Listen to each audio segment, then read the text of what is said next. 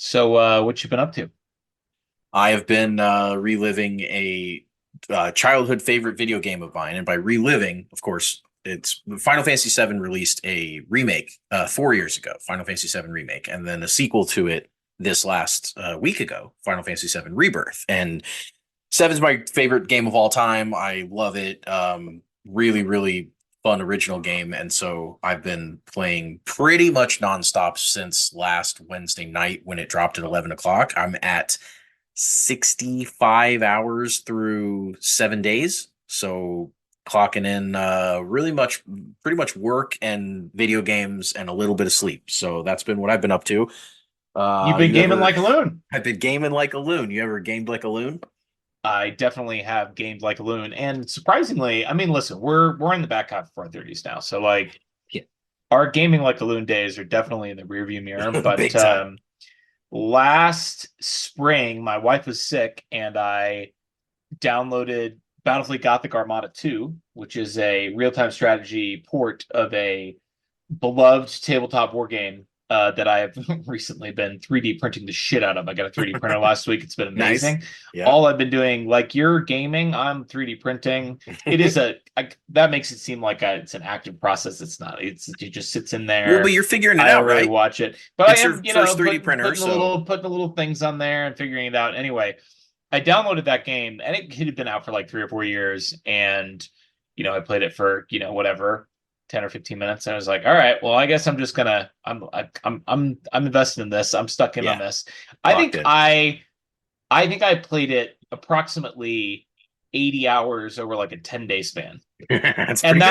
that was not every day because Yeah. I was not working from home full time like you. Yeah. So, but Shh, don't I tell my was boss. working from home a couple of times, and then I had, my wife was sick, so like the weekends it was like, all right, we're taking the dog out for a walk in the morning.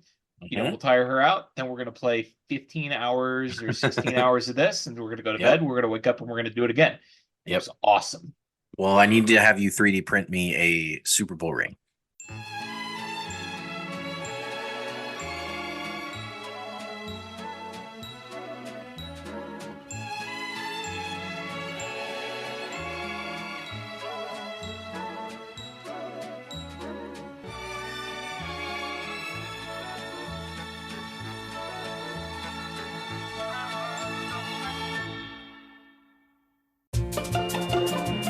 Welcome in to It's Always Sunny in Cheese Kingdom. I'm Austin. Find me on Twitter/X at Real Bird Lawyer, on Blue Sky at Bird Law Expert. Here with me as always, after a week break, which he spent entirely playing Final Fantasy, my co-host Taylor at Taylor_Wit on Twitter/X, on Blue Sky at Taylor M Wit. What is going on, buddy? Yeah, he said a week break, but of course, since our last show was 2 weeks ago, it Sure. feels like a long Sure. time since you and I have got behind the old microphones and talked about the Chiefs. So it's good to be back. It's good to be back, and it is good to be missed. While we were gone, our Yeah. guy Top Trevor on Twitter, yeah, Kaka. asked for the episode. He said, "Is there going to be a pod this week?" And we put out a tweet, but not everybody sees it, especially nowadays. I literally never see your exes anymore, Dude, it's even crazy. though it is crazy. I literally have to search, like once every couple of days. I go check your timeline. I'm like, I wonder Yeah, me too. what content I've been missing over You here. and I will be like, "Hey, I had that tweet pop off," and you'll be like, "Which What one?" tweet? Yeah, Or which what? one? You know, What? and I then haven't we seen have it. to like point each other to, yeah, That's it's Elon's trying to break us up, man. he's trying to break us up, but he'll never keep us apart. Our guy Top Trevor asked for the episode, and it's good to be missed. When we don't put out an episode every Wednesday or Thursday, it's great to have people come and ask us where we are. We were just taking a week off, but our guy Top Trevor asked for a shout out to the London listeners. He said he knows a bunch of people in London that are listening to the show. So shout out to you guys across the pond. We love you. Thanks for listening, and we have a great episode for you guys today. After a week off, we are both refreshed. We are ready to go. We have news, and there is a lot of it because we didn't do it last week. We've got what is happening. We've got a free agency preview. We're going to sneak a mailbag question in there. We're going to do the free agency preview draft style like we've done every year. And next week, schedule permitting, we're going to have Dan Harms come on to talk Super Bowl, look ahead to the draft. We'll start getting into draft mode here pretty soon. I know other podcasters are already there, but we like to take some time to sort of simmer in the Super Bowl juices, the sweet nectar of the Super Bowl end zone. I know you love that phrase so much. So, are you ready to do it? Let's hit it. In transaction news, going to the wire right before we stepped on to record the podcast, Jeremy Fowler had it first. Chiefs and linebacker Drew Tranquil expected to reach an agreement on a new contract. It is official. Adam Schefter, 3 years, $19 million with $13 million guaranteed. Drew Tranquil is back in the fold. Of course, free agency legal tampering starts on Monday. We're recording this on Thursday. And we won't have to worry about where Drew Tranquil's going because he is coming right back to Kansas City. Huge news, especially with the expected departure of Willie Gay in free agency. Tranquil was an awesome get for this organization. He was a model teammate. He, played his ass off every time he was out there. I felt like he stood out. Just a really, really huge addition for the linebacker core. And so now between Bolton and Tranquil and Chanel, obviously that's as good of a core as you can ask for. And he's the man. I'm really excited about that. This may come up when we're drafting later for our free agents, but I'm a sucker for taking a downtrodden division rival Man. and lifting them up to the absolute summit of professional football, hoisting the Lombardi Trophy. It was so awesome for Drew Tranquil, former Charger, to experience what it's like to play in the playoffs for a championship football team and win a Super Bowl. And like every every video that he put out, every tweet, every Instagram post was just him like vibing. And like, he Yes. literally put out a Yes, video he of him just was. like chomping on a cigar, like soaking it Uh-huh. in for like a minute and a half. He just put out a video of him just like standing around, like bathing in the glory of being a Super Bowl champion. It's fun as hell. I love it. And he was a great player for the Chiefs. I mean, it was a really good, Brett Veach special 1 year contract, and he outperformed Yes. that deal. But really, 3 years, 19 million with 13 million guaranteed.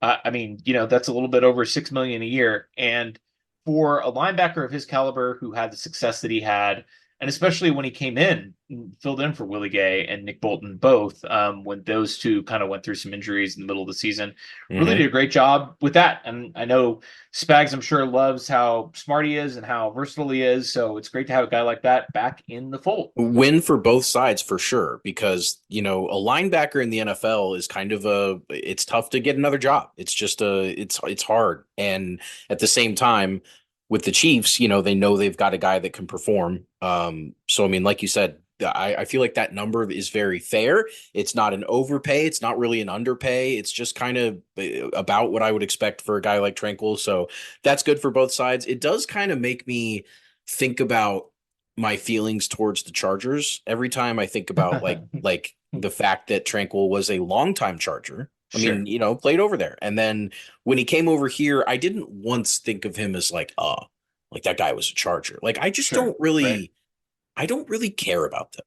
And like I want to beat them and it's funny when Chargers Charger and all that. They're like a funny joke, but like boy, the level of hate that I have for the Raiders and the Broncos, I'm not sure I could watch a guy play for the Raiders or the Broncos for like 4 years or whatever, and then come over and be a Chief and like Sure.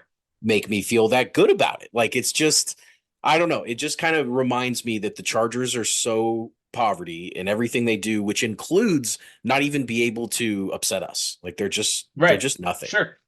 Well, they got the fighting Harbaughs over there now, so maybe they'll up the ante a little bit. Maybe. Speaking of transactions that we were not around to report on last week, the Chiefs have placed the franchise tag on L'Jarius Sneed. He will count for $19.8 million against the cap, and of course, they have given him permission to seek a trade. I guess let's backtrack a little bit. I know obviously other people have been covering this as it came out, but we were enjoying our time off in our Final Fantasies and our 3D printers last week. So, kind of your initial reaction to hearing that they had both tagged him and placed him on the trade block. I think it's not at all surprising. First of all, I know that they like him a lot, as you would expect. He was a hell of a football player this year. He's been a hell of a football player since they drafted him. But at the same time, the way the economy works in the NFL and just his value is at an all-time high right now. Everybody wants L'Jarius Sneed because he just showed on the biggest stage, that he was a lockdown cornerback. And yes, he didn't get an all pro. He didn't even get a Pro Bowl nod this year. So it was kind of underdog story for him, kind of a not really appreciated, and then just went out and balled out. And I do think that given their tag options this year, both Jones and Snead were going to be free agents. They were really the two that you had to decide between which one you were going to tag.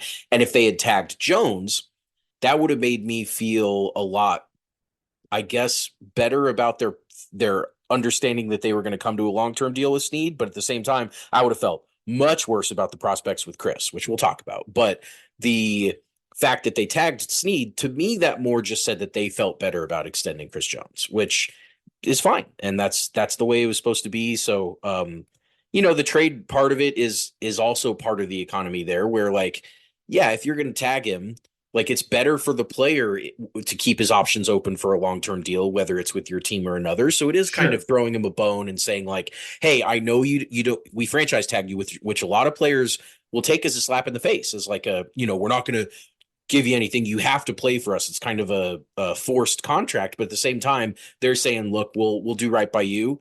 If we can't come to a long-term deal, we want to make sure that you're going to go get paid and all that. So I think it represents a good relationship between the player and the team. I agree with that. And certainly there's been nothing to indicate that there's any animosity between the player and the team so far. Everything that's come out has been like, Snead understands where the team is coming from. It just in terms of the economics of it, obviously to place Snead on the tag, a little under $20 million. To place Chris on the tag would have been $32 million, Sure. even with the cap going up to a record $250 million, which is also news that we missed last week. Thanks a lot, Taylor. We appreciate you. Um, yeah, I mean, it certainly is cheaper to retain them. I think by tagging Snead, they obviously still, even with that number on the books going into free agency, have enough money to play around with the cap being what it is. And it's still possible we could see a few more restructures before Monday, or even, before the league year officially starts on Wednesday, because obviously Monday is just the legal tampering period. They can announce the deals, but they don't have to be cap compliant until the league year starts on Wednesday. So I think they're keeping their options open. And, he's a great player. I think by placing the tag on Snead, you've sort of guaranteed that you're at least going to have one of Chris or Snead back. I agree with You that. can't rescind the tag and place it on another player. So they chose Snead. If they're not able to get a deal done with Chris, and we'll talk about that next, at least they have Snead back in the room. They can build back to front. They've got the two lockdown cornerbacks, and they've got the great secondary that they rolled out last year. And it would hurt like hell to lose Chris, obviously. But um, the Chiefs have had two just incredible. I mean, Brett Veach is like on a 5-year heater with defensive Yeah, backs. I mean, sure. whether it's in the draft or in trades, Charvarius Ward was an undrafted free agent that he traded for, who then he let walk, and he's an all pro. And yet the Chiefs somehow got better, after letting Charvarius Ward walk. I mean, Yep. you have to consider that too. And, if they're able to get compensation, the thing about tagging Snead is, if you tag Chris, maybe you could tag and trade Chris, but carrying that 32 million cap hit through the start of free agency, and we know Chris likes to drag And things it out, further. Yeah. potentially into the summer or even in training camp. You're not going to be able to, if you're not able to get a deal done there, that's a long time to have that on your radar. So there are 7 teams reportedly interested in trading for L'Jarius Snead, and it's an it's an interesting list. The Sure. Vikings, the Yeah. Colts, the Titans, the Patriots, the Lions, the Falcons, and the Jags. Now, those last 3 teams, I get, especially the Lions and the Falcons. I get it. Like, those are teams that certainly need defensive backs, and they're sort of, well, maybe not the Falcons, but the Lions certainly are like, that makes total sense to me. Like, Yeah. this is a Agreed. team with a bad secondary that is in their Super Bowl window. They were in the NFC Championship game last year. Makes Yeah. sense to go get an elite player like that. These other teams are kind of more rebuilding type teams. But if you're the Chiefs, that's kind of what you want, because that means a higher draft pick in Yeah. return, potentially. Well, and also you don't really want to send, especially to an AFC contender. You really don't want to send a guy like L'Jarius Sure. Snead No, of to course a not. team that might be the piece that they were looking Right. for. I Right. mean, that's so certainly, 3 of those non-contenders, the Colts, Titans, and Patriots are, they're the AFC teams, but I don't really think the Chiefs are worried that any of those teams, I know they're not, are an immediate threat if they get L'Jarius Sneed. And the Jags are interesting. The Jags are a team that, has the Trevor Lawrence pick. They've run into the Chiefs in the playoffs before, and they're kind of they fell on their face a little bit last year, but you could kind of squint and see a scenario where the Jags could get feisty again. I know they were a trendy pick last year to be really feisty the last year. So I do think that the Jags are maybe the one team in that list that I would be the most disappointed if Snead goes to and really excels, because that's an AFC rival. Sure. But other than that, I would be perfectly happy for the Chiefs if Snead landed any of these teams, because he's just going to go and get paid and wallow away in some shitty NFC team that isn't going to do much for a long time, or an AFC team, either way. So yeah, I do think the list of teams is interesting for Snead, and I think that if the Chiefs get a deal done, then as you said, you want a team that has a little bit of higher draft capital on their picks, because you can obviously turn that into a better player. So should be interesting to see if they do work a deal out. You mentioned earlier that tagging Snead kind of it does guarantee to me that one of those guys is coming back, because if they can't work out a deal with Chris, I think they extend Snead. I think it's not just a Sure. tag. I don't Sure. think I think one of Jones or Snead is getting an extension with the Chiefs, and it's either going to be Chris Jones if they have their pick, It one seems way or like the other. Chris is obviously their priority to Chris is be. their priority. He seems amiable to the whole ordeal, but if it blows up and if they can't get a long-term deal done with Chris, and if he walks, and I mean obviously he's a free agent. This is a if they don't get a deal done, he is not on the books as a Chief right now. So I do think that frees up a lot of their planned money, which they have a big war chest Sure. planned They've out for got it Chris done. Jones Yeah. extension right now. So, I mean, they could throw that money at anybody, including L'Jarius Sneed, which I think they would do. Jalen Johnson just re-signed with the Bears, and he was projected by a lot of outlets ahead of L'Jarius Sneed in this cornerback class, but kind of 1A, 1B, a good player. I Yeah, think really good L'Jarius player. Sneed is better, but he signed with the Bears for 4 years, $76 million. So that's about 19 million a season. And Exactly. that's a shade under L'Jarius Sneed's franchise tag number. And the franchise tag number, obviously, it goes up every year because it's the average of the top five contracts at the position. The contracts in the NFL are always going up. They don't go Mm-hmm. down, as the salary cap goes up. So, even if L'Jarius Sneed played, and, if you tag a guy 2 consecutive years, his cap number goes up. So, I think if L'Jarius Sneed would take 476, which is what Jalen Johnson got, I would be pretty pleased with the Chiefs giving him that deal. He's going to be 27 this year. So that takes you through his age 31 season, obviously with guarantees. There's that last year of a 4-year deal is rarely going to be real money. You're probably going to have that more front loaded with the guaranteed money spread over the first 2 or 3 seasons. But Yeah. um, one other thing about these teams that are interested that we should probably mention and point out. There's probably a reason why there aren't any AFC contenders on this list. Like they just kind of probably took themselves out of the running, right? Like, the Bills don't have any money. No, they don't. Well, that's I guess another point is none of the other AFC contenders can afford him. Like they just don't Yeah. they don't have the They're money not to pay shopping him. for anybody. Yeah, they're not shopping for anybody. I guess like the Texans, maybe I would have been surprised maybe to not see the Texans on this list because they have money and they made the playoffs last year. But Right. other than the Chiefs and the Texans, there is not a single team in the AFC last year that made the playoffs and has money. And you know, um, even if those teams existed, the Chiefs probably wouldn't send Snead there, and the teams probably know that. So there probably is a little bit of a self-selection there. They're just not even picking up the phone because they know Brett's going to laugh in their face. Mhm. But let's talk about Chris Jones. And I want you to stop me if you've heard this one before. Oh. The sides are having productive conversations. Ooh. They agree that Chris Jones should be paid top of the market and be a chief for life. But there is an impending deadline in 4 days, Monday, and the sides have not reached a deal. And Chris Jones is, sending out cryptic tweets. And Mike Garafolo is saying that if he becomes a free agent, the Raiders would be strongly interested. And it's a mess. Here we are. Yeah. Here we are. Say new verse, Again, same as the it's old Groundhog one. Day. I mean, yeah, it's I I know that the last contract situation with Chris, the most previous one, we put a lot of blame, and I think rightfully so, on the Katz brothers because they were new representation for Chris.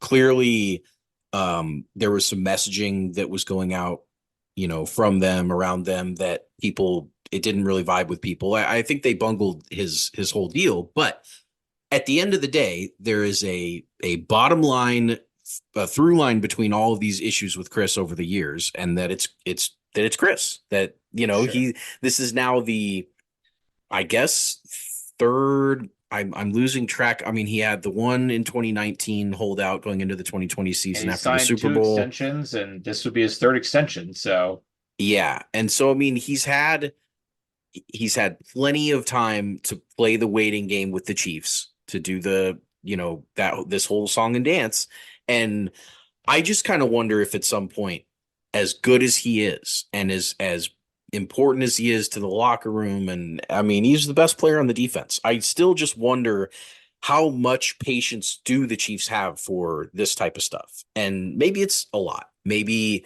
it doesn't really bother them that he's stringing this out. They understand where he's coming from, blah, blah, blah. We're not inside these, negotiations. We don't really know how contentious or not contentious the whole process is. But from an outside perspective, I know I'm sure sick of the Chris Jones countdown. I mean, if we looked at tweets that said today would be a good day to extend Chris Jones, they would stretch back 5 years, yeah, and it would be those periodically those every couple tweets, if we years for printed them five all out, years. they'd reach the moon and back. So They would. So I'm over it. I mean, I guess I'm not over it because I still really, really want the Chiefs to extend yeah, Chris Jones. I'm still in the same spot that I've been in today with would be a him. good day for it. Let's do it. Today would be a great day. Tomorrow would be a great day. Every day between now and until they get him extended would be a great day to extend Chris Jones. Yeah.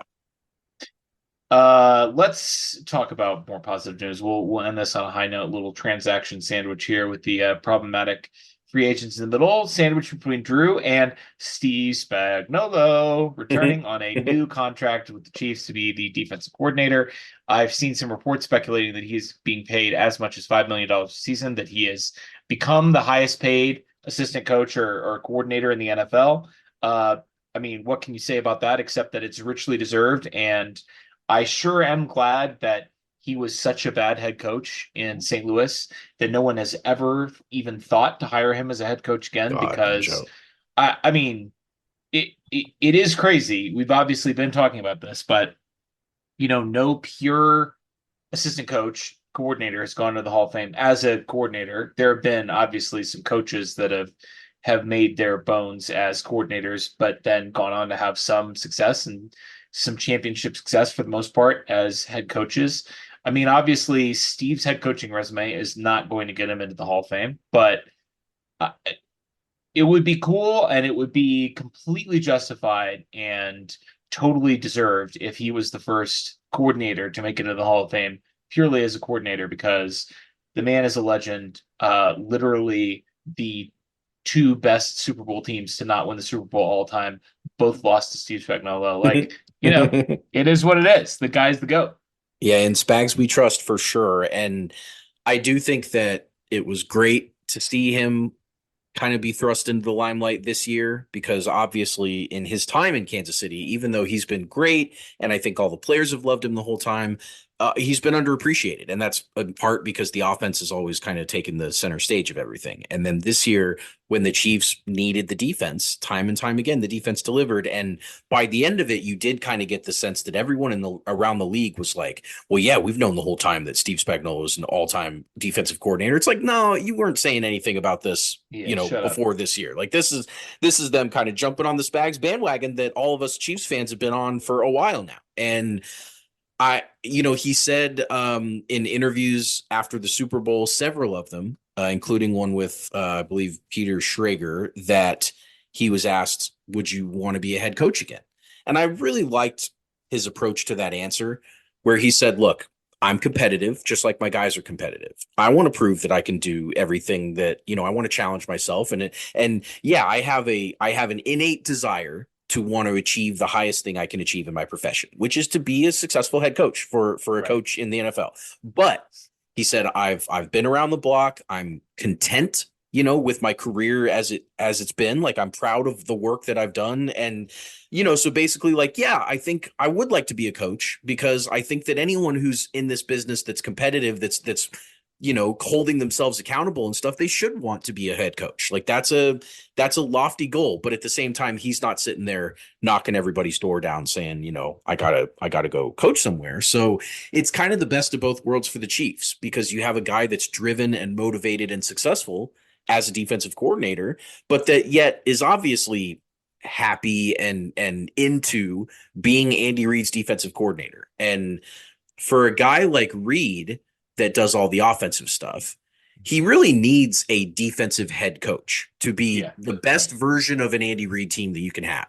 And that's what Spags is. He is absolutely the king on the defensive side of the ball. He runs the show there, and Andy knows it. And I think that's why they work so well together, is because they really do. Andy's got 51% of the decision making and stuff, but I mean, at the end of the day, Spags is running half a team and has been for a while, and he's been really good at it. Yeah. In other news, the Chiefs were reportedly interested in Mike Evans, wide receiver for the Buccaneers, before he returned to Tampa Bay on a 2-year, $52 million deal. He, of course, had told his agent, had put it out there that he wanted to win. He wanted to go to a contender. And he, like everyone else, took the money and went back to the Tampa Bay Buccaneers. Was it surprising to you at all that the Chiefs were like listed as a team interested in his services? And how much does it disappoint you that we're not going to be able to draft your guy, Mike Evans, in our free agency draft? Yeah, I mean, I really like him a lot. He's on my big dynasty roster that I play with you, but also he's the type of player that I like a lot. Stretches the field, can jump, is tough, is dependable, 10 straight 1,000-yard seasons. Like, I mean, Crazy. he's a machine. He is. And yeah, he's on the twilight end of his career, but I still think that he's got gas left in the tank. And I'm not surprised to hear the Chiefs linked with him, because at the end of the day, we've gotten smoke on a ton of stuff that has never panned out for the Chiefs being linked with big time wide receivers. Like, more smoke than I'm comfortable with. Pretty much every time a wide receiver is mentioned as being available, someone mentions something about, oh, they'd love to go with the Chiefs, or the Chiefs would love to have him, or whatever. And it just hasn't worked out in a long time. And yeah, love Evans. I do think that at least the Bucks were a playoff team last year. It's They not were quite in DeAndre weak Hopkins division. going to the So, Titans, which was obviously going to fail from the jump. yeah, I mean, that was right. that was not like this. I do think that, like you said, weak division for the Bucks. If they can get Baker, back there and kind of run that thing back a little bit, like, they could certainly win the South, and he could find himself in the playoffs again. He has a Super Bowl, so Yeah. the ring chasing doesn't probably mean as much, even though he said he prioritizes it. You've got one. You can at least look back on your career and say you got it done one time. So, He had the yeah, third best season of his career, yardage wise, and second most touchdowns. So, yeah, yeah, he was I awesome. mean, you could Yeah, actually make the argument overall that this was his best season as a sure. pro, as a 30-year-old, and Yeah, 10 straight 1,000-yard seasons. Just a little bit interesting to see the Chiefs put into that camp of people interested in a 30-year-old wide receiver. Not yep. Brett Veach's usual, but nice. Let's talk about What is happening? Okay, so we've got to get caught up on some of the goings on around the league. Not everything. I mean, we've got to spread this out. The offseason is a slow burn, but we have to talk about, and by talk about, I mean mock and shame some of the other teams in the NFL that aren't the two-time repeat defending Super Bowl champion Kansas City Chiefs. It's And let's start with fun. everybody's favorite whipping boy, the Denver Broncos. So we've known for a while that the Broncos were going to cut Russell Wilson. We, as in you and I, knew that they were going to cut Russell Wilson the moment they traded for him and signed that contract. Yeah, We knew that this failure was inevitable, but it's been a slow burn, and they have been telling us, I mean, even as recently as their 5-game winning streak, which somehow happened last season, that Russ is the guy. And Russ is the guy that can take them back to the playoffs. And certainly Russell Wilson with Sean Payton, he's good enough to win a Super Bowl. Nah, he's out. He's gone. nah. And with him, an all-time NFL record dead cap hit, which they're going to be spreading out over at least a couple of seasons. They're going to be $80 million dollars in dead cap money over the next couple of years. And as a fallout of that, today they had cut former All-Pro safety Justin Simmons. He is 30, and he is certainly a declining player, but he's a good player. I just Googled because I see this a lot from the handful of Broncos accounts that I can stomach following on Twitter/X. I just typed in today, this morning, when I saw the news, Justin Simmons is the best safety in the NFL. There were Broncos fans telling me as recently as 6 months ago that Justin Simmons is the best safety in the NFL. Sure. The best safety in the NFL is no longer on your team, and he's now a free agent because of the. If it weren't for Deshaun Watson, and we still don't. That book hasn't completely been written yet. I mean, yeah, there's still the slimmest of chances for Deshaun Watson to redeem himself on the field. He can, of course, never redeem himself off the field, and that certainly factors into how incredibly terrible that trade is, as well as the contract, which is even worse somehow than Russell Wilson's contract. But this is a top 5 worst trade of all time. You have to cut Justin Simmons now. They're still not cap compliant. Their cap is in a terrible spot right now. We heard Walmart was going to make everything better. Walmart is going to take care of everything. Walmart didn't keep Justin Simmons. No. Walmart wasn't able to restructure him and keep him on the team. There's a quality player that's leaving your team because you signed Russell Wilson to an insane contract and gave up 2 first-round picks and 2 second-round picks, and you didn't get anything in return for that. What a disaster the Broncos are, and couldn't happen to a better team. Yeah, it is really fun when your most hated team in sports happens to also be the one that's possibly in the worst position in sports. That's a really, really just a good place to be in mentally for us. And not only did they trade a shitload of stuff for Russ, not only did they then sign him to a shitload of money, they also traded a first-round pick to get Sean Payton to fix him, basically. Sure, now, they say that, that he's still there to accomplish other tasks, but let's not confuse it. They would not have traded for Sean Payton if they had traded for Russ and he had been a success. You know why? Because they'd still have Nat Hackett as their head coach. If that had worked, they wouldn't have needed Sean Payton. The fact that they thought they needed him was because Russ was such a disaster. And, it's a great point. It's just, they're in such trouble. And not only are they in such trouble themselves, but then you combine it with the fact that their direct path to the playoffs has to go through the modern dynasty. They're not, all the teams in the AFC West are in trouble by just virtue of being in the same division as the Chiefs. All of them are in trouble. But the Broncos have no quarterback, no money, and an all-time team standing between them and the playoffs. It's a nightmare. And I can't imagine, I go on, you've got your Broncos radio that you can get your fix for Broncos tiers. I don't have that, or at least I would go online and listen to it or whatever. So I go to their SB Nation account, Mile High Report, which is a lot of fun. It's been very fun for about 5 years now. And I mean, they all talk about, we're going to hibernate for a couple of years. I'll come out of hibernation when the Broncos are 500 again, blah, blah, blah. I mean, they're dead. They're all dead. They hate it. And it just, as you said, couldn't happen to a better group. Just a complete failure in every regard by them in everything they've done intellectually since the retirement of Peyton Manning. I mean, they've swung and missed and had coaches and quarterbacks. And every time we kept hearing, well, a lot of times we heard they were a quarterback away and they just never got their quarterback. Turns out they were much, much, much more than a quarterback away. And they'll be in purgatory for a while. It's great. I mean, great. Taylor, this is like swinging and missing and hitting yourself in the dick repeatedly. Yes. It's basically for 7 years. Which is basically what the Broncos have been doing. Let's throw in a quick little bonus here. This is not in the show document and unplanned, but I just saw a tweet come across my desk here.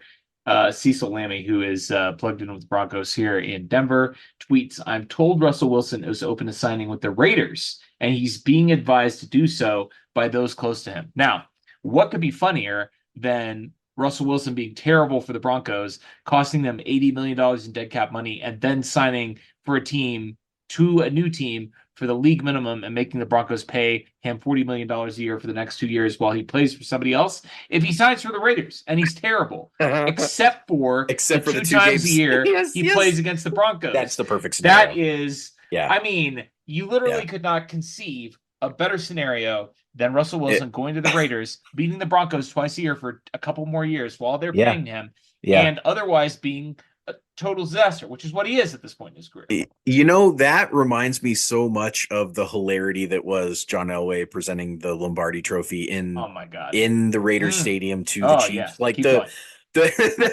the way that this has been constructed for the Chiefs is like we couldn't have scripted it any better. And I mean, I know people say they're script writers, but like this, you couldn't have written the way that this has gone down. And if Russ does sign with the Raiders, first of all, you and I and everybody under the sun knows that that's not going to work. It's not just because the Raiders are going to sign Russell Wilson. It's not going to work for either party, but it might work twice a year against the Broncos, which I mean, I couldn't imagine a better ending to this whole saga than that. It would be poetry. It would be unbelievable. Speaking of Chiefs, I didn't want to say former rivals. I don't really know how to characterize it, but sure. Let's just speak about the Buffalo Bills. Original GMF on Discord. Watching the fire sale in Buffalo, is it safe to say the Madden curse claimed another victim? Josh Allen and the Madden curse. Yeah, I mean, good question. Original GMF. They're in trouble, man. They cut everybody. We knew that they were in cap hell to end the year because they pushed all their chips in the middle and the Chiefs call. I mean, that's really what happened over the last 4 years is the Buffalo Bills keep pushing all their chips in the middle and the Chiefs keep matching it and beating them. But I mean, the bill came due and I mean, they cut, obviously Hyde was already going to be a free agent and then they cut Poyer. So they're two safeties that were the staple of that secondary for years are both gone. Tre'Davious White's a big one.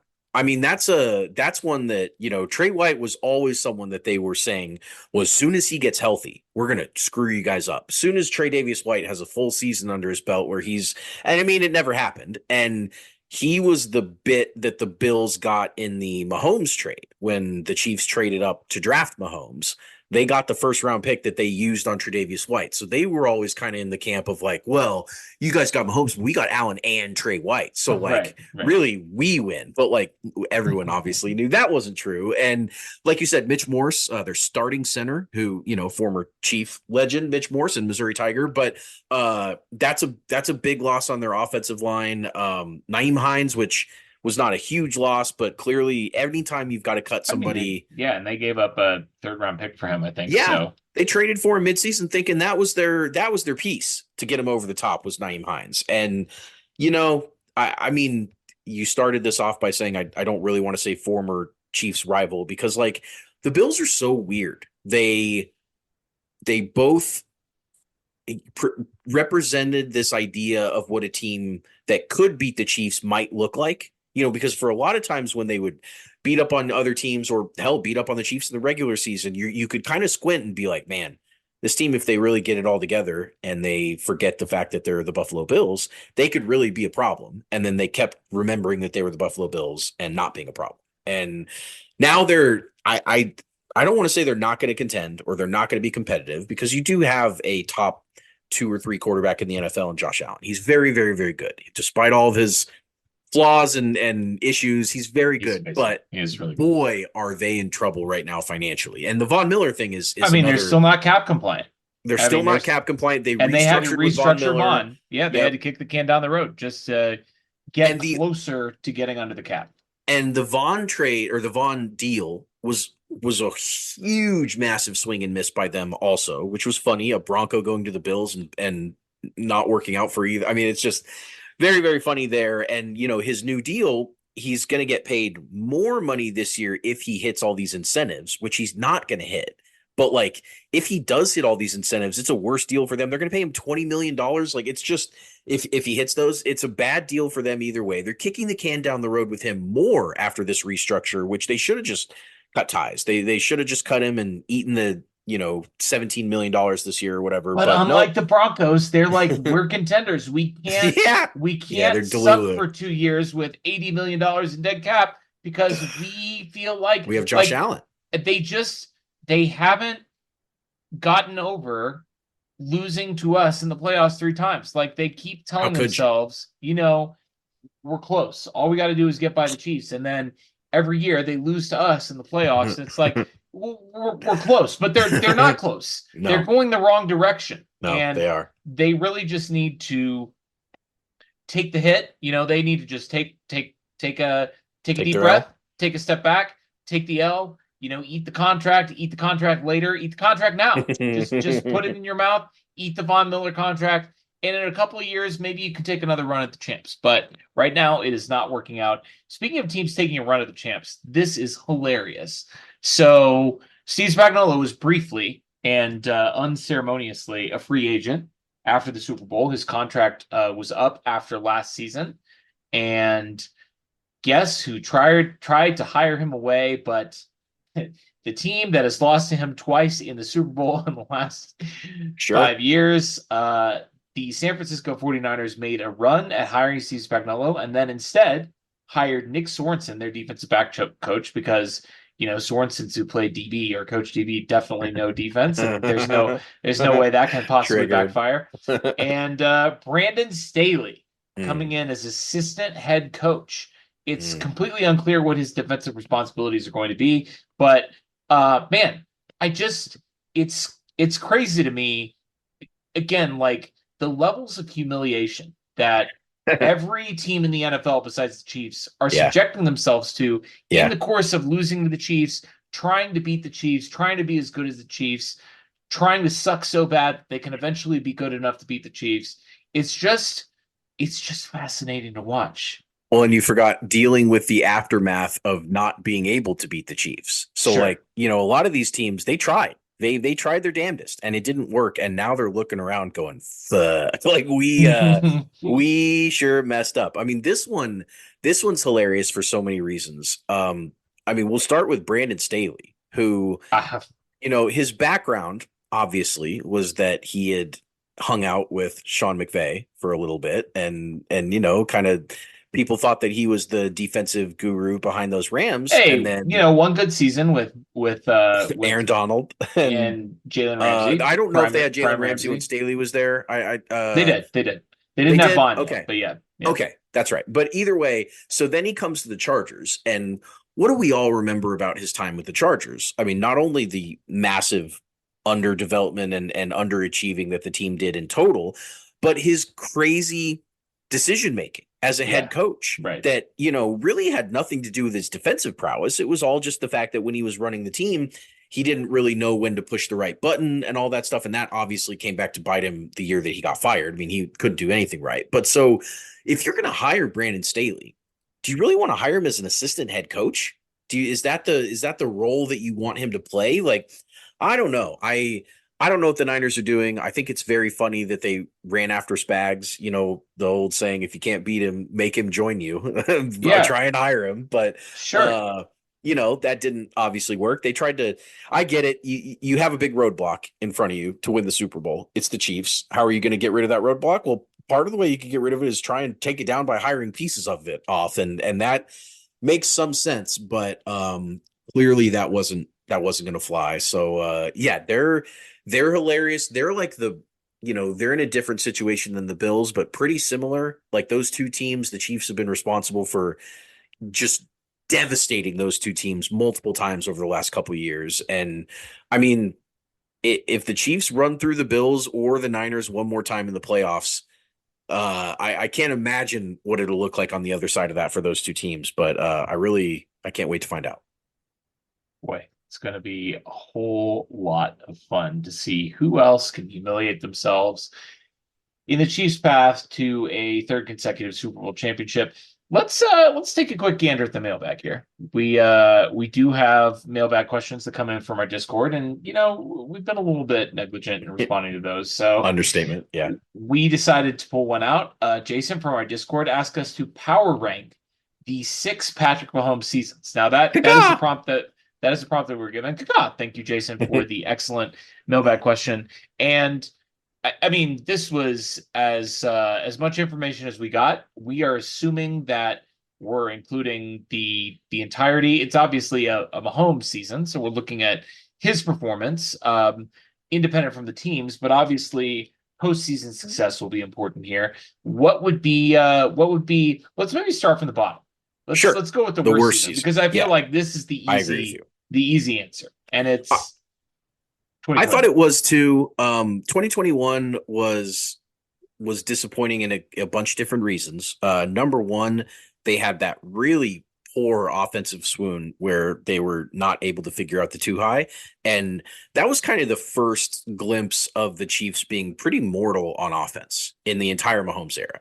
18, 19, and 20, they really did a lot of whatever they wanted on offense. And, they had some defensive struggles and some other stuff, but 21 was the first time. And that included that they had Tyreek Hill in this offense in 21, but it just something wasn't working, and they really struggled and banged their head against the wall, especially with that, like, the run of games in a row where they were scoring under 20, where, like, of course they started 18, 19, and 20 with that gigantic, ridiculous streak of 23 in a row, or 26, points or more. And then, so 21 has the regular season suckage, and then also obviously Mahomes didn't win MVP, nothing really individual accolades happened, and then they lost to the Bengals, which the Brady losses were devastating in their own ways, but like the Burrow loss, like that one they should have won. I'm not sure you could say the Tampa Super Bowl or even the 2018 AFC Championship game that the Chiefs, quote, should have won. I know D Ford and everything, but the 2021 game, absolutely. They had that game several times, not only the big lead, but then late in the game they screwed up. So that's our answer at the bottom. The worst season in the Mahomes era is 21. What's the next worst? I think it's got to be. See, now this gets tricky because there have only been They're pretty good. All the seasons are pretty good. out of 6 where he didn't either win the NFL MVP or the Super Bowl or both. Yeah. So I think I have to take the only other season where he didn't win the Super Bowl or win an MVP award, and that's 2020. So the Chiefs went 14-1 that year, which is crazy. This is the second worst season in his career. That record was a little bit smoke and mirrors. Obviously, they had that stretch down the second half of the season after they beat the Jets, where they didn't cover and didn't beat a team by more than 8 points the rest of the way until they got to the playoffs. And then obviously the first couple of playoff games, the game against Cleveland and then the game against Buffalo. I mean, they beat the hell out of Buffalo in the AFC Championship game that year. But then obviously the loss of Eric Fisher, and then going into the Super Bowl and Britt Reed, and none of that has to do with Patrick Mahomes. But if we're looking at Patrick Mahomes's seasons, we have to take into account how those seasons ended. And I think the regular season performance down the stretch, I really feel like the back half of 2020 is when we started to see the struggles that we would see manifest in 2021 start to show. They still had Tyreek, they still had Travis, they still had Pat, and they still had Andy Reid. But like, I think we started to see, more of the too high. Not that was a obstacle to them in the playoffs before they got to the Super Bowl and they had to play without an offensive line. But I think we started to see some chinks in the armor down the stretch in 2020, and then obviously, I don't want to relitigate the Super Bowl. I literally have not watched a single second of it since the night that it happened. Why would you?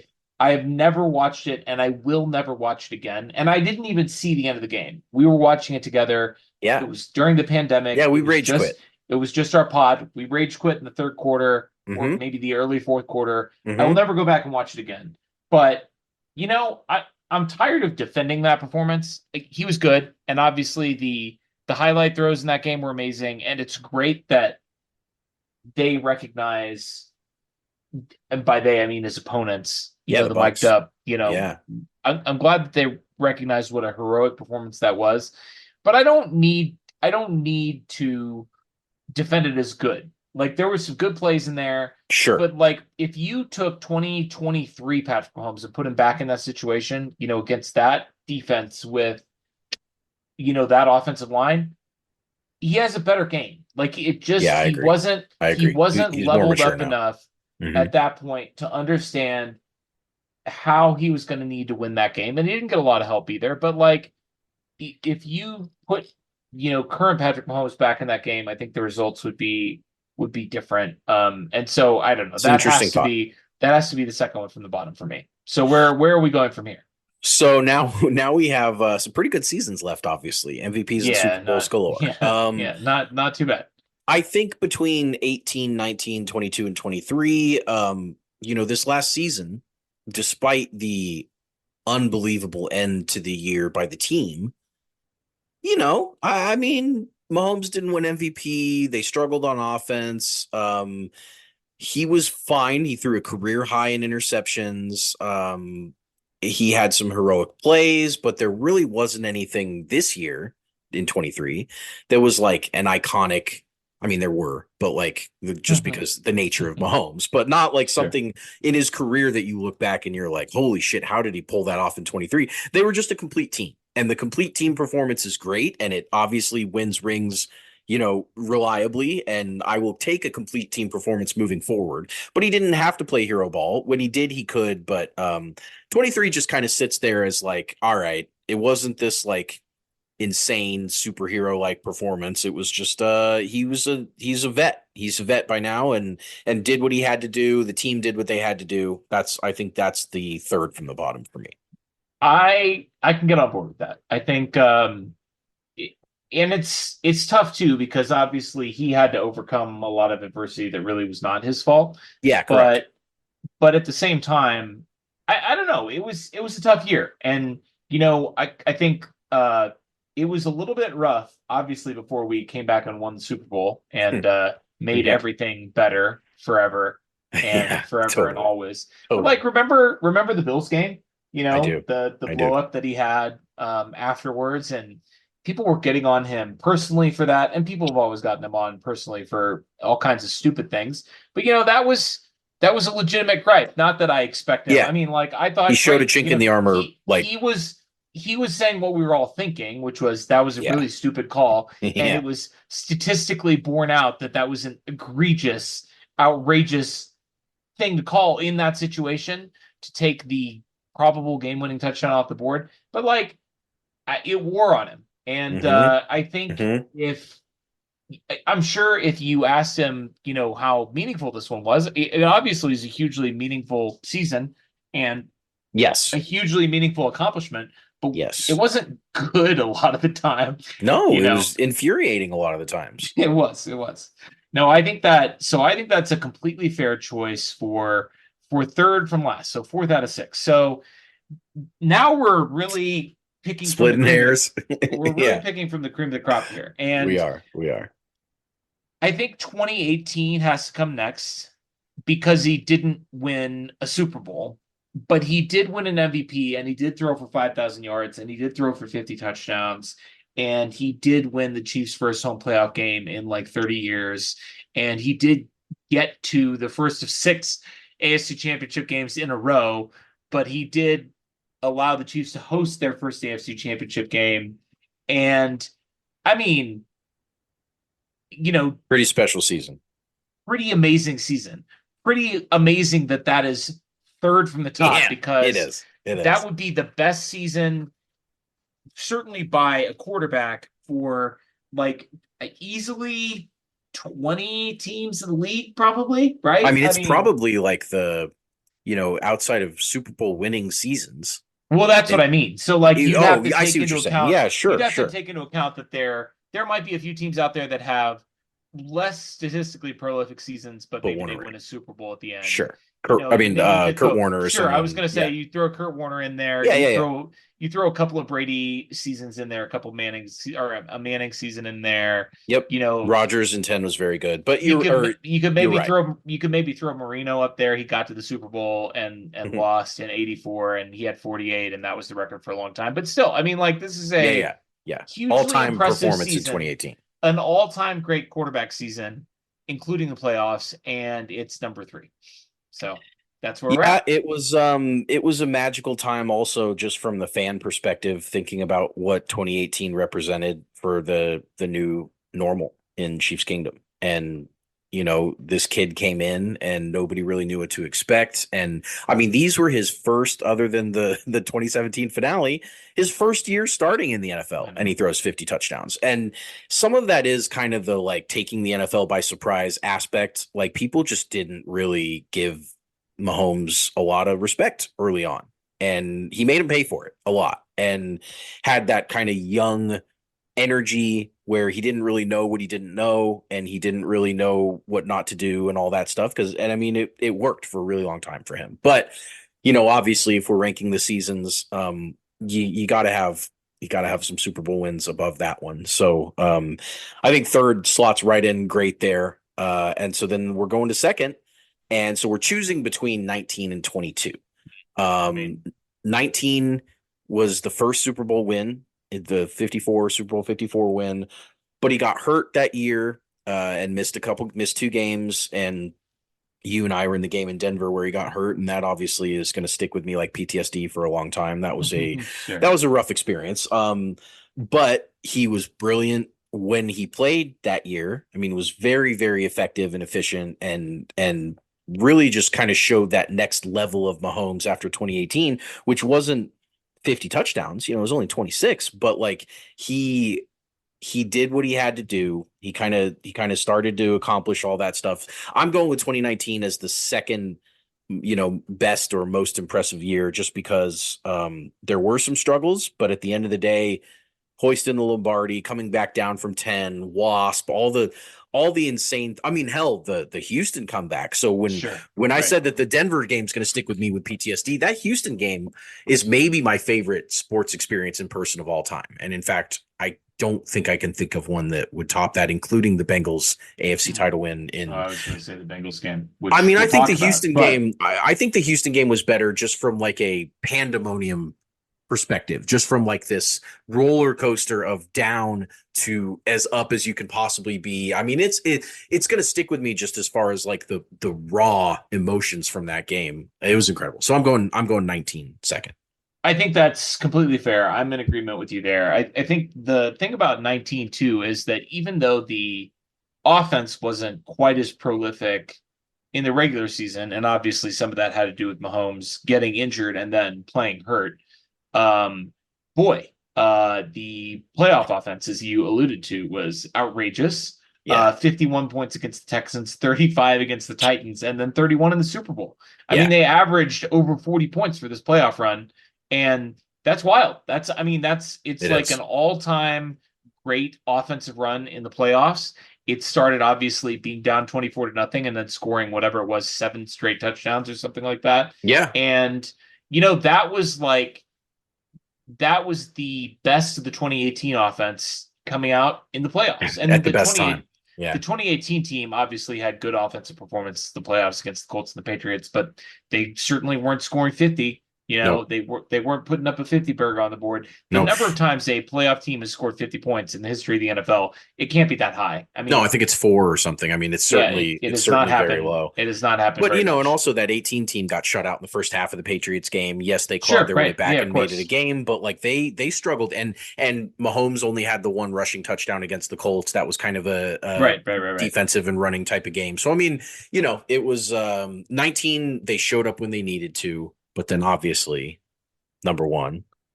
I mean, how could you not? Just in terms of Mahomes seasons, and we've been on record talking about how we would rank. We power rank this as the lowest ring of the 3. Like this is the least significant Super Bowl win of the 3 that we've had. It wasn't a back-to-back, and it wasn't the first one. But it's a middle child. I mean, as far as Mahomes seasons go, they traded Tyreek Hill. And he won the regular season MVP, and he led the league in touchdowns. Yes, he did. And then he won the Super Bowl with a high ankle sprain, and he won the Super Bowl MVP. That's pretty hard to beat. Unbelievable. And the streak from Kurt Warner in '99 to there of nobody winning the MVP in the Super Bowl that he broke. And I mean, just slayed all the doubters. Everybody that said that this team couldn't, like you said, win without Tyreek and all the stuff that, the Chiefs, if you think about where they were before 22, where they were after 21. Yes, after the Bengals game.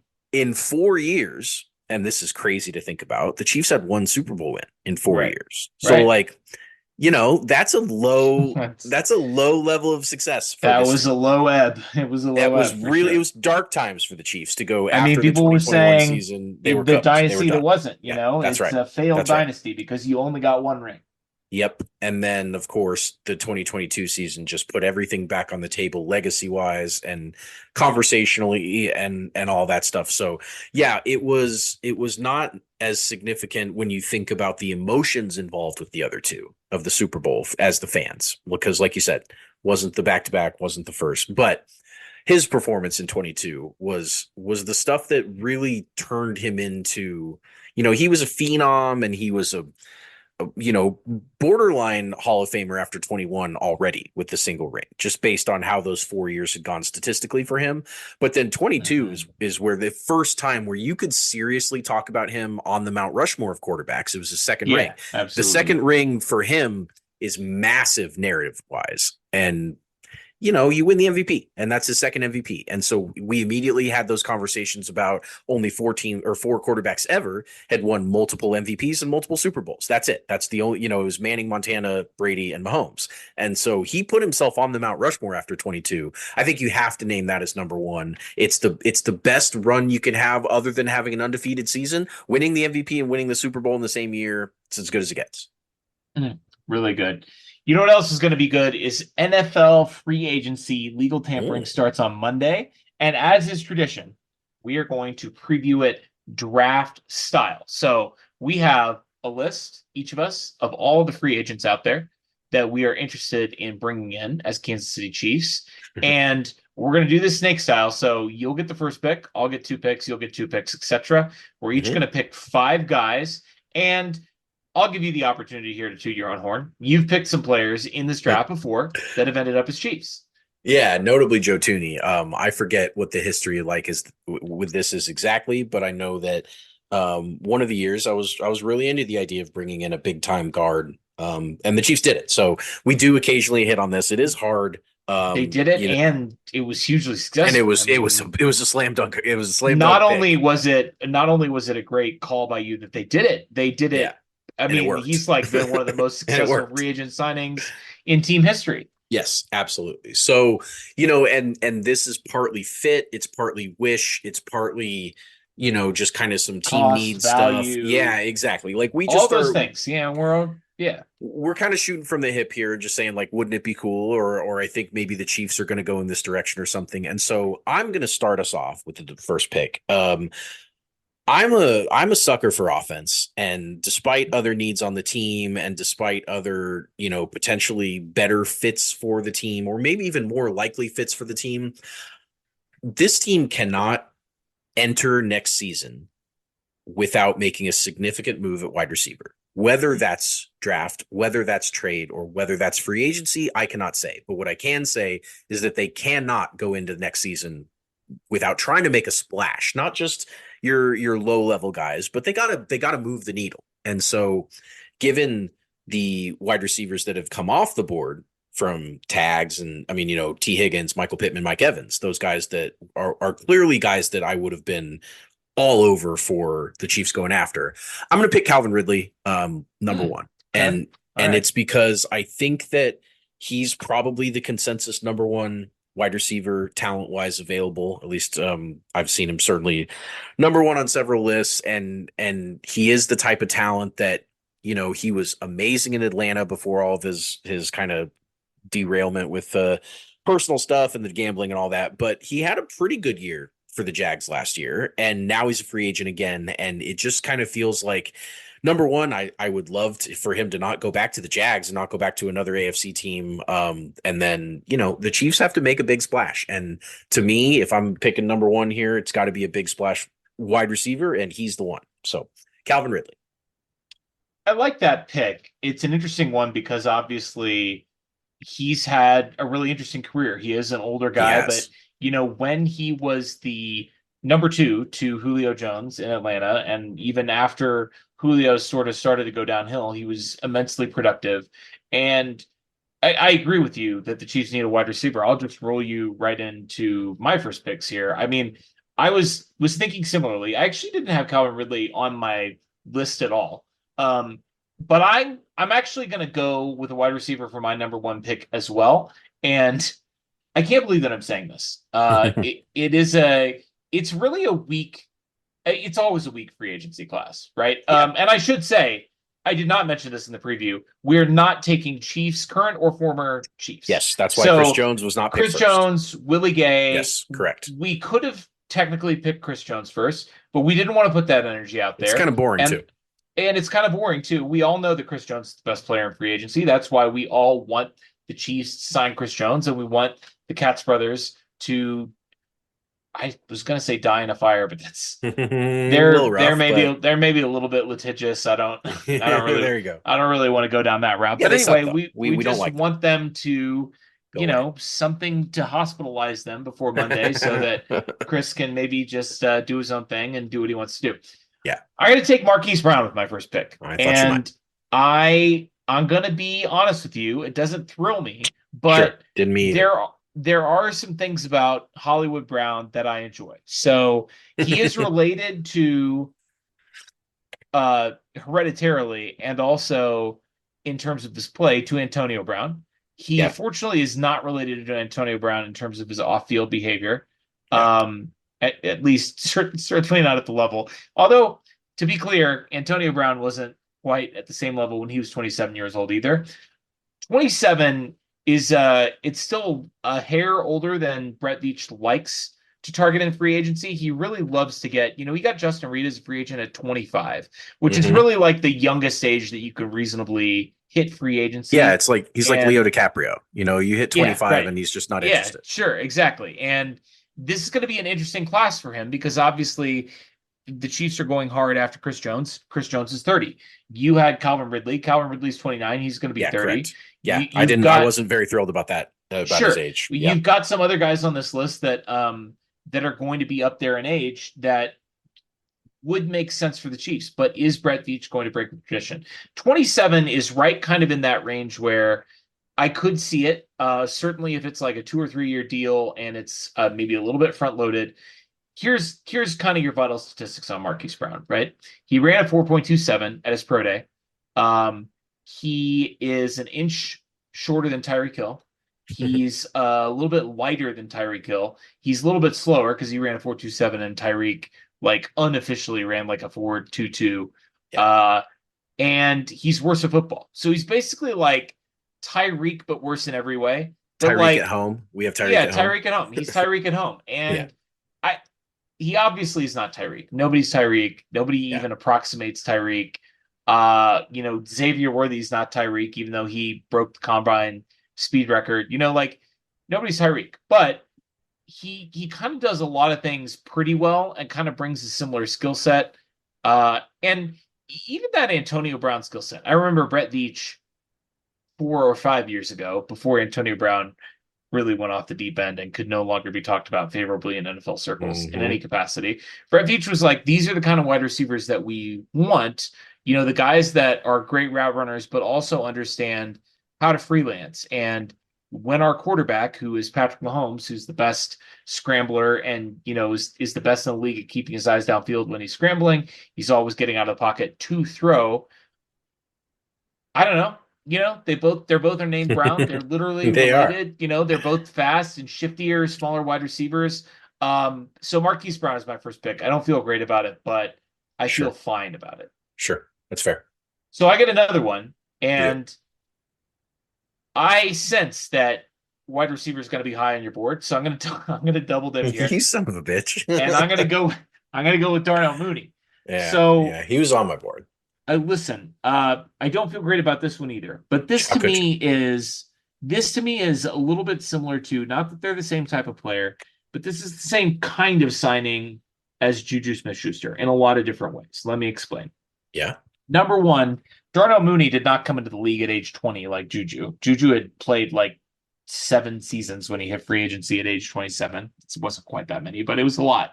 Yeah, it was. He literally was insanely young, and he had already gone to free agency the year before and re-signed with Pittsburgh. So Darnell Mooney is 26. Okay, so that is the same age that Juju was when he signed with the Chiefs.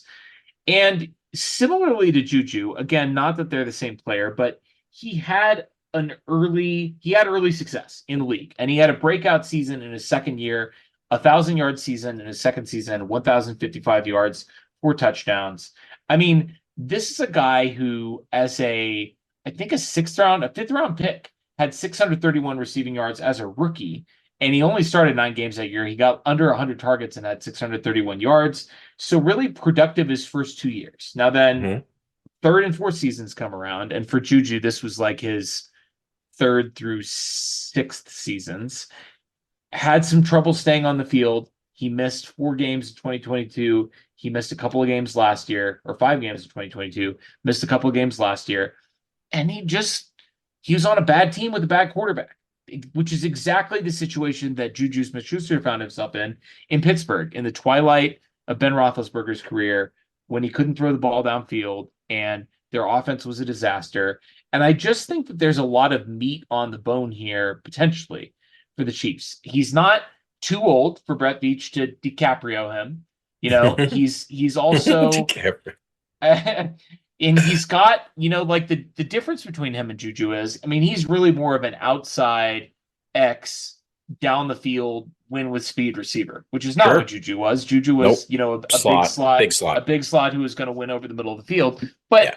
the Chiefs need a guy who can win on the outside and can win downfield. Their big slot in the offense now is Rashee Rice. So Rashee Rice Right. is going to play the Juju role, but I think there's a lot of similarities between what the Chiefs saw in terms of age and health and underperformance in Darnell Mooney that they also saw in Juju Smith-Schuster. So I think he's a likely target for Brett Veach and the Chiefs. That's going to be my second pick, third overall. Yeah, I think that's totally fair. And I do think that there's the Matt Nagy effect also with Darnell Mooney. Sure, he had And his best season with Nagy. yeah, and I mean, that can't be understated, that when coaches are comfortable with players and they know not just how they work out that day or that, I mean, they're Sure. he's very, very familiar with what He's been in Darnell the room with Mooney him. can and cannot bring to the table. And so, I mean, that's important. And I do think that fit, I've seen that bandied about a lot of places.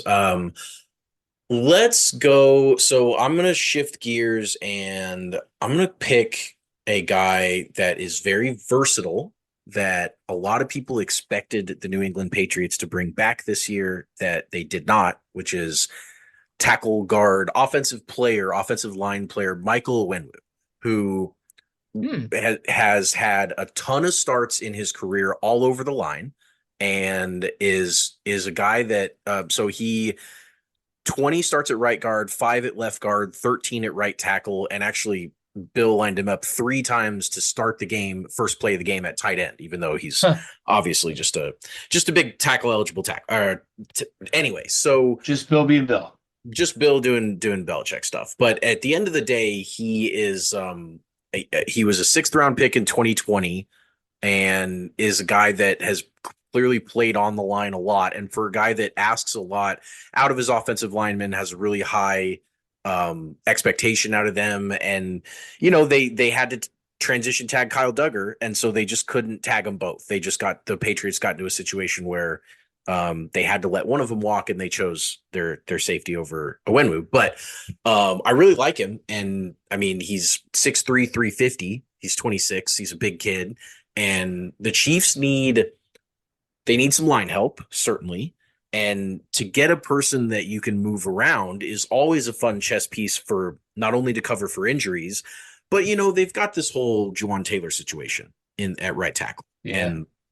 And now that Donovan Smith is a free agent also, I would love to get Onwenu in at right tackle and be able to justify the 4-year, $80 million contract that Juwan Taylor signed by playing him at left tackle and seeing, Sure. The Chiefs talked about that when they brought him in. That was the whole left tackle of the future thing. And I would like to think that plan is still in place. And I would like to think that they liked enough of what they saw from Juwan Taylor last year that they would feel comfortable slotting him in at left tackle. And now you've got Wanya Morris, who can kind of move around the offensive line. You would have Onwenu. So that's my pick for a free agent offensive signing their Going back line to the signing. Patriots guard well. I like that. Yeah, that's what I was That's gonna say. worked out. If That's worked out well for you in the it past. has, if I'm gonna hit on a pick, it's probably gonna be another Patriots offensive lineman.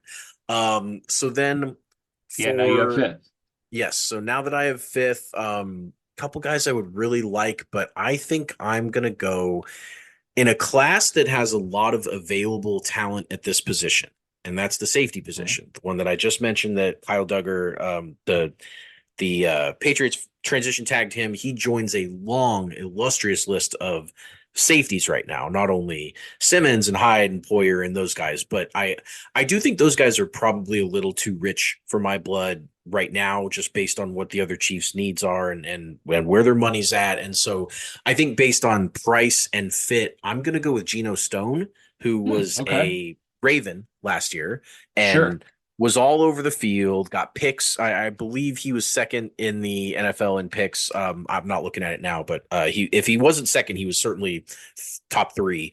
And is a ball hawk and he can hit, he can thump. He's a guy that you certainly wouldn't mind in kind of that third safety role. They clearly have Justin Reed and they Brian Cook, and obviously they like both those guys a lot, but you really do need three safeties that you can trust these days in the NFL. And he's 24, performed really well for Baltimore. And I'm really surprised that they let him get out of there without a deal already, without extending him, but he's a free agent. So give me Geno Stone with the fifth pick.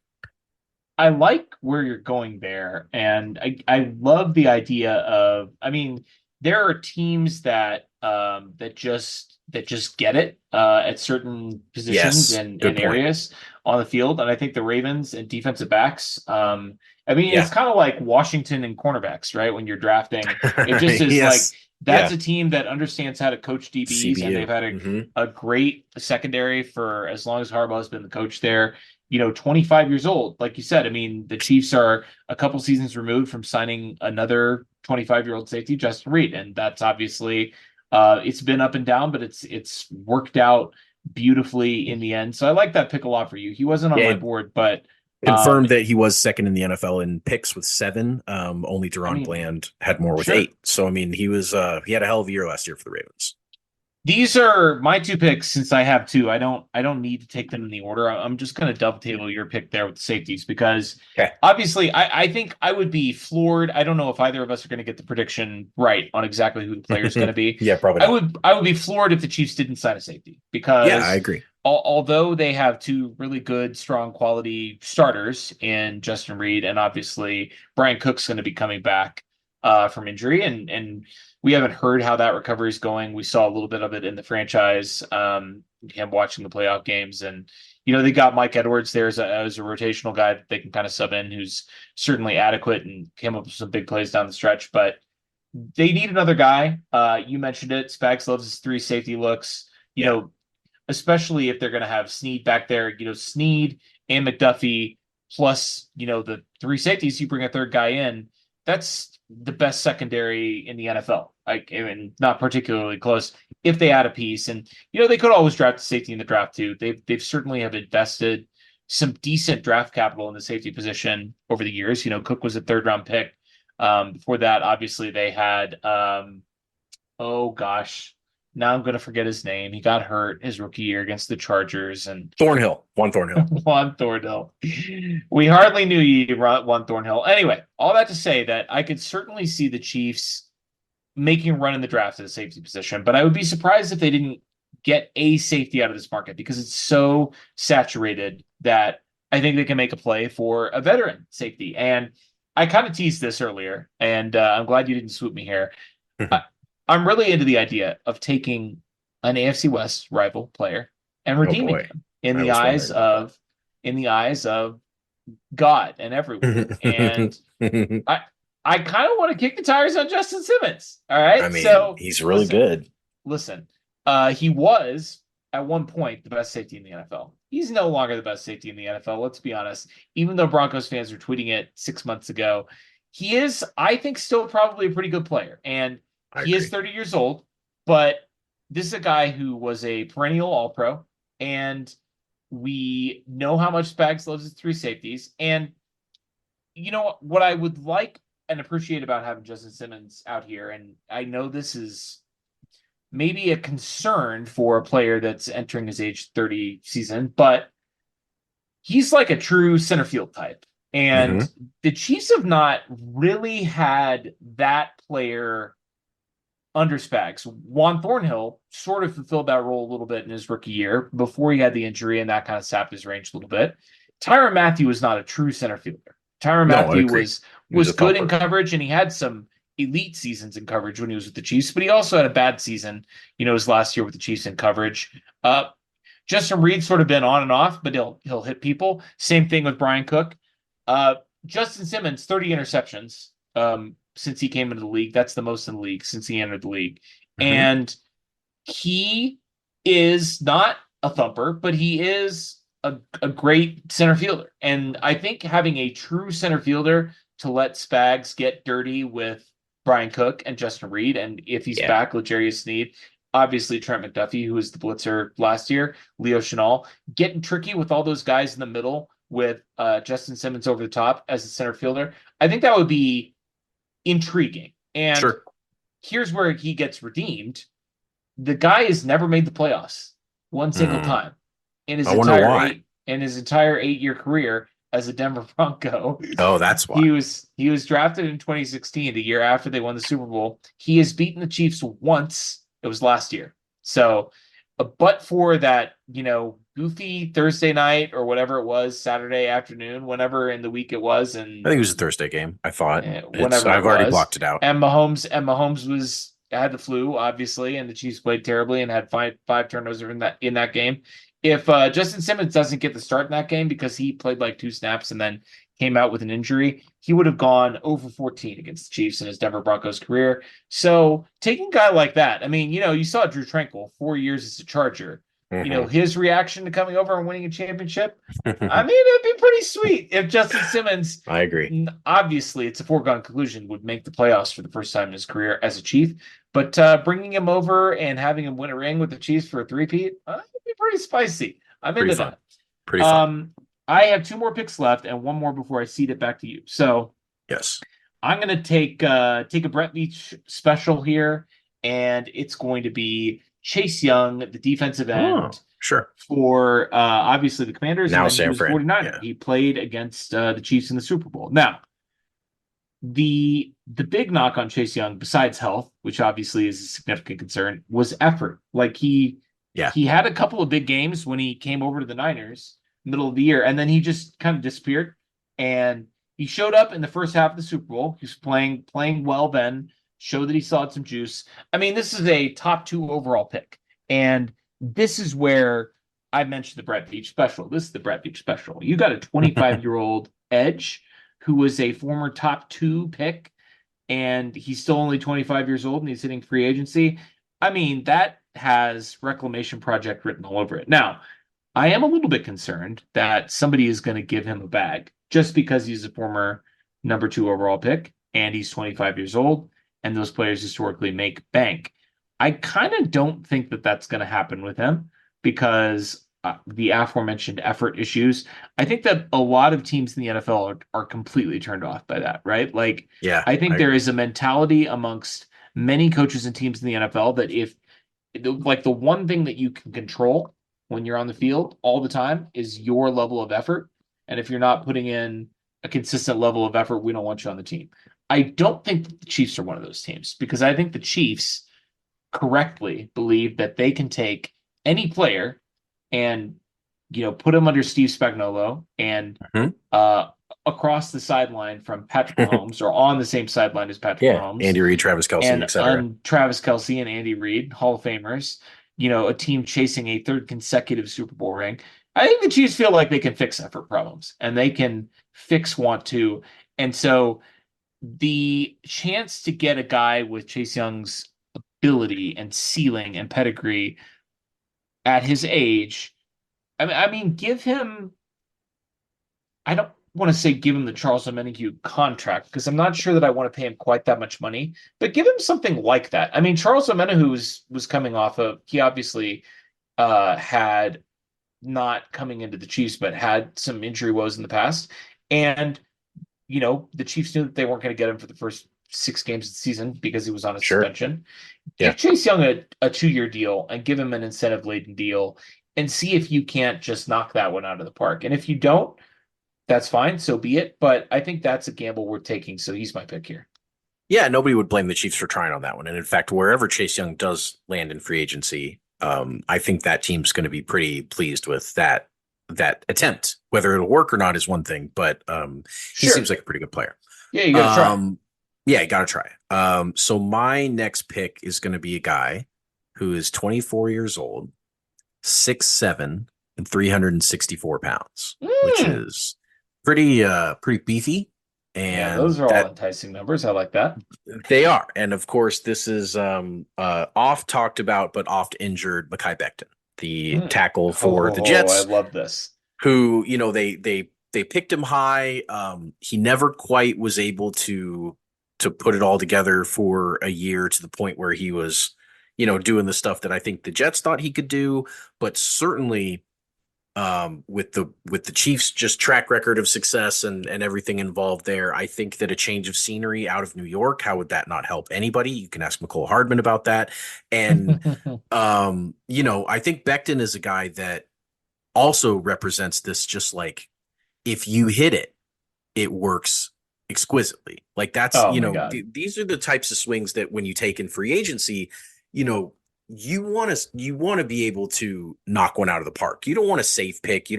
Obviously you'll make safe picks, but you really want to take some swings with guys. And Mekhi Becton's a perfect example of a guy that, if it works, you would look back and be like, how the hell did Kansas City get that guy out of the Jets? Sure. How the hell did they pull that off? And that's the type of signing I love. So, he's also a guy, tackles a position of need for the Chiefs. And so if that worked out, you could slot him left or right probably and figure it out with Juwan and Wanya and all that stuff. But you got to get him in that room. You got to see if his giant frame is capable of moving up and down the field the way you need it to. And if he works out, and the other thing about this is if the Chiefs sign him, that means that obviously they would like him and he would pass a physical and all that stuff, which is really at the end of the day what I'm looking for a signing to be successful. Like if the Chiefs like him, like there's something to like there. They don't really swing and miss on guys a lot, at least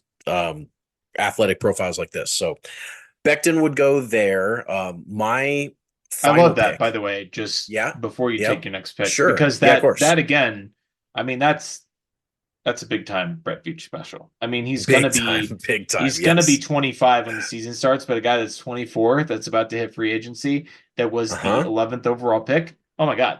This is like, give me like Chase Young and Mekhi Becton. One of them's going to work out. One of them's going to work. Yeah. One of them's going to be like an all pro. You sign both of those guys, throw some darts at the wall. One of those guys is going to be elite, and teams are going to be absolutely furious that he's elite for the Kansas City Chiefs. I love it. Who's your last pick? Yep. So my last pick, we'll maybe talk about some honorable mentions here at the end of it. But we've got a really deep defensive back room. We've got a good free agent class, a deep linebacker free agent class, but the Chiefs don't need that right now. I don't think that this is a guy that is going to be necessary, but I almost didn't even pick him. And in fact, I'm going to switch gears and I'm not going to pick him because I think they're going to sign Chris Jones. So I am going to go with Danielle Hunter from Minnesota fame, edge rusher, guy that's been around the block. This is more of the vet signing that, the Chiefs have done over the years to really get some juice into the pass rush. And, Hunter's had some issues kind of, I don't want to say mental health. I don't really know the details behind kind of some, what happened with him, but he had some off-field struggles that kind of led to the derailment of his time in Minnesota that I don't think has anything to do with football, or at least very little to do with football. And that's the type of project that I like, because that means the cost is lower. And that means that, if it works out, now you've got a player with the skill set of Danielle Hunter, which he is a monster off the edge. Absolutely. And, that would be a guy that I don't think would cost a ton of money. And if they don't pick up, I mean, they've got to beef the edge group up a little bit in the offseason anyway. So if he signs, I'm going to be pretty optimistic about that working out for the Chiefs. So he's my last pick. I like that. I do think there's a chance that he gets a bag. I mean, I wondered but about it's that. I'm but it's not hard to sure. say. I mean, he's 29, but Yeah, he has produced. It's really hard to he has. He predict really has. with I mean, it's hard to predict with all these guys, right? Like it's the Hmm. same thing with Chase Young, right? Like Hmm. Chase Young has the pedigree and he has, one season of elite production and he's 25 and it only takes even though it should take more than one team to drive up the price of a player in free agency, it really only takes one team. It If some does. team out there is like, we want to pay $25 million a year for Danielle Hunter, and it's Monday at 12:01 p.m. Eastern time, and he Right. calls, Danielle Hunter's agent, and he says, "We're going to pay you this much," and he says, "All right, where do I sign?" Yeah, sign me up, buddy. That's it. Yeah. So for my final pick, and I'll give you the chance to give some honorable mentions, but I'll just run you through some names that are kind of Hmm. on my list That you here. were considering, sure. Yep. I had Curtis Samuel on my list. That's Yeah, he doesn't do we're it for kind of me. I get it. We're getting down to the bottom of the list here, and these are, you know, obviously we're factoring everything in here. It would be great if the Chiefs could go out and sign the five best free agents from the top of Yeah, every free agent list. no team They will. can't. Yeah, They can't do that. It's a salary cap league, and the Chiefs have players of their own that they need to retain, and everybody else is trying to get those guys too. So, my when I Curtis Samuel get was DJ Chark. Just so Oh, I we're on like the same that. Sure, page. I get Yeah, that. Curtis Samuel for me, 28 years old, 600 plus yards each of the last two seasons, which doesn't sound like a lot, but but he he's was got a in little. Washington. He was in Washington. He was the second or third wide receiver there at various points, dealing with terrible quarterback play. He's got a little bit of that do everything flair that you like in a guy like he's sort of like a Kadarius I Toney agree. if like If he Kadarius was Toney good, could actually play football. And like yeah, right. obviously not as explosive as Kadarius Toney, but like I just mean in the sense that He's you can line him explosive in up the in the sense that he plays backfield. football, so Sure, that's good. right, exactly right. And he's had some injury concerns over the last couple of years too, but he's a versatile piece that if he's your wide receiver three and he doesn't break the bank, I think that would be a good situation to have Sure. if you're the Chiefs. I had a couple of running backs on here. I don't I want wondered the about Chiefs to picking one. invest heavily in running back, which is why I don't have any of the top of the market guys. Saquon, Derrick Henry, not interested in either of those players. Jacobs, Pollard.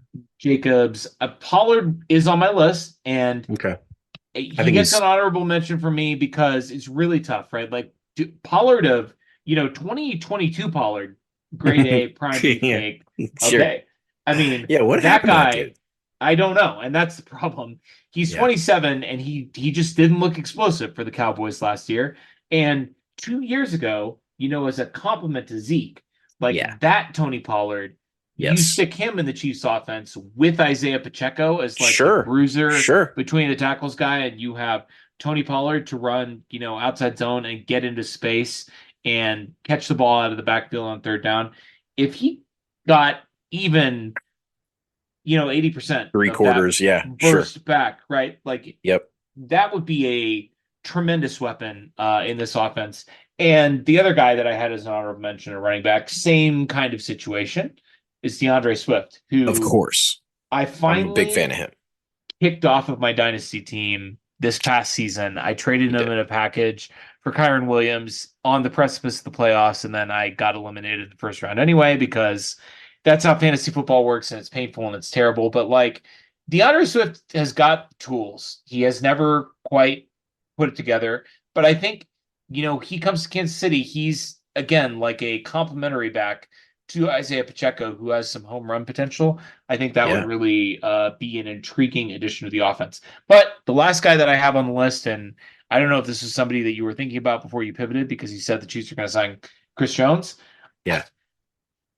I don't know, man. Fletcher Cox has still got it, buddy. No, I was thinking Christian Wilkins, but Fletcher Cox does still have it. That's a good pick. Fletcher Cox is 33 years old. I maybe this is because I'm feeling sentimental because Yeah. we didn't talk about this in the news. We probably should have. Yeah, Jason could have. Kelsey calling Yeah. it quits after 13 years in the NFL, Love going that into dude. How could you retirement.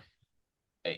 Yeah, amazing. But Fletcher Cox, one of those old Eagles, one of those original Andy Reid Eagles who really like on a per snap basis is still a really good player. And like you mentioned it, you alluded to it, the Chiefs have have had these guys in these championship runs, whether it's not Yes. that Mike Pennell is the same caliber player as Fletcher Cox, but Terrell Suggs is. Hmm. Terrell Suggs is a future Hall of Famer. Fletcher Similar Cox is pedigree. Hmm. a future Hall of Famer and a similar age. Like I think a guy that could come in and play a rotational pass rush role for the Chiefs and at the inside spot, whether or not Chris Jones comes back. And obviously, we're really hoping that when we record this podcast next week, we'll be talking about Chris Jones being a Chief for life. Yeah. Uh, Fletcher Cox coming back as a rotational interior pass rusher. I mean, like, number one, if Chris Jones is not here, at least you have somebody who can be a force on third downs. If you can keep him healthy, if he still has it, which he did last year, that would be great for the Chiefs. If Chris Jones does come back, like imagine Fletcher Cox, like you don't even Yeah. need him in the regular season. Like, No. wheel him out on third downs, whatever. Wheel him down. Just load manage that guy until you get to the playoffs. I think you have Chris Jones and Fletcher Cox in the interior. You've got George Karlaftis and I don't know, maybe FAU comes around on the edge. Eventually you're gonna get Charles Omenihu back. I mean, that would be a nasty front four. It And would. pairing that with the secondary the Chiefs are going to be bringing back next year, I mean, I think the defense, if they make a move or two, has potential to be even better than they were this year. Obviously, it's going to depend a lot on what happens on Monday or before Monday, hopefully, Brett. But who are some of your honorable mentions that you were looking at? Yeah, so the Christian Wilkins deal, he's going to get a bag. So he would be kind of the pivot point if the Chiefs don't get something figured out with He'd be Jones. like Because Chris Jones light. He'd be yeah, I like, mean he's a very, yeah, very good player, and sure. he was a surprise addition to the free agent He was. market, and But they a can't guy afford him that because they right have the because worst cap they're situation in the NFL. because they're a team that, like many of the teams, came at the Kings and missed. So that's what That's right. happens. Exactly. I mentioned DJ Chark in the wide receivers when you said Curtis Samuel. I think that he would be an interesting and maybe kind of cool fit. And then along the same lines, I also really like Josh Reynolds. I think he's been Oh pretty yeah, that's good. undervalued as a wide receiver. Had some great years with Goff in both LA and Detroit, given his pedigree and kind of what. And kind of just a classic Chiefs wide receiver skill set. Absolutely. Plays every Absolutely. position, pretty Yes. versatile. Yeah, Yep. definitely could see him. So I would be pretty fired up if the Chiefs do bring Josh Reynolds in. I think that's a good pick. And then I would also kind of kept my eyes on Zadarius Smith, another edge rusher that's Sure. kind of been around the block, like Danielle Hunter, just kind of that same mold of, he's had elite years where he's been talked about among Sure. some of the Looks great in best. Green Bay. Yeah, exactly. And I really wanted them to bring in Zadarius Smith last year and I believe the year before also. So I'm gonna keep going to that well and see if maybe someday it'll happen. But no, so just to recap our list, I went Calvin Ridley, Michael Owenwu, Geno Stone, Mekhi Becton, and Danielle Hunter. You went Hollywood Brown, Darnell Mooney, Justin Simmons, Chase Young, and Fletcher Cox. I think there's a lot of fun potential there. A lot of guys that I think would make the Chiefs a much better football team. Those would be some good picks in there. So we'll see what they plan on doing. I love this exercise because we don't just, pick the 10 best free agents and, say, gosh, I hope the Chiefs signed the 10 best free agents in the class. We've got some deeper cuts in here. I really like, the veteran signings, the Brett Veach specials, the veteran on his last legs who can contribute to a contending team, the absurdly young, talented, but underperforming free agents, these middle tier wide receivers. We've got some Brett specials in here. It's going to be the Chiefs. Fun as hell to see what the Chiefs do next week in free agency. We will see you next week. It's always sunny in Chiefs Kingdom.